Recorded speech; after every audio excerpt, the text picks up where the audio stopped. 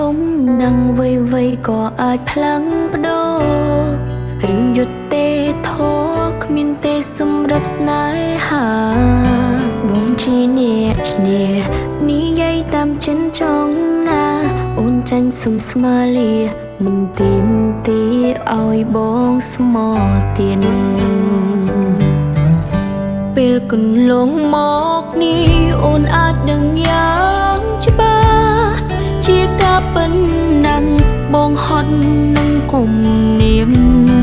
ទើបចង់បែកអូនបែកដើម្បីសេរីភាពជាងប្រើពីសោកសៀតបើចង់ឃ្លាតអូនឯកភាពតាមអូនឯកភាពហើយអូនឯកភាពគ្រប់យ៉ាង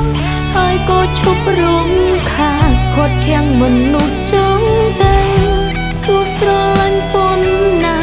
មុននឹងក្រោយគង់តែចែកផ្លូវស្ងាត់ស្ងាត់ស្ងាត់អូនឲ្យបងទៅ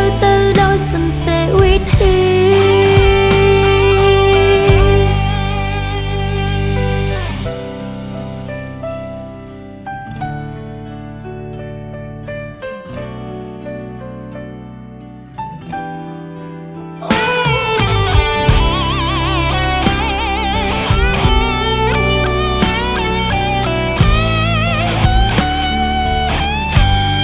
ពីថ្ងៃនេះតទៅបងអាចធ្វើតាមចិនលែងមានអ្នកនៅចិនបិទសិតទៀតហើយប្រថ្លៃចង់មានអ្នកណាមានបានដោយសេរីមានក្តីសុខចោះចរណៃអូនសូមជូនបង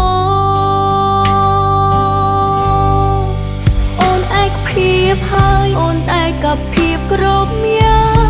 ហើយក៏ឈប់រំខានគាត់ខាំងមនុស្សចឹងតែទោះស្រឡាញ់ប៉ុណ្ណាមុននឹងក្រោយគង់តែចែកផ្លូវស្ងាត់ស្ងាត់ស្ងាត់អូនឲ្យបងទៅដោយសន្តិវិធីអូនឯកភាពហើយអូនឯកភាពគ្រប់យ៉ាងហើយក៏ឈប់រំខានគាត់ខាំងមនុស្សចឹងតែទោះស្រឡាញ់ប៉ុណ្ណាមុននឹងក្រោយគង់តែចែកផ្លូវស្ងាត់ស្ងាត់ស្ងាត់អូនឲ្យបងទៅដោយសន្តិវិធី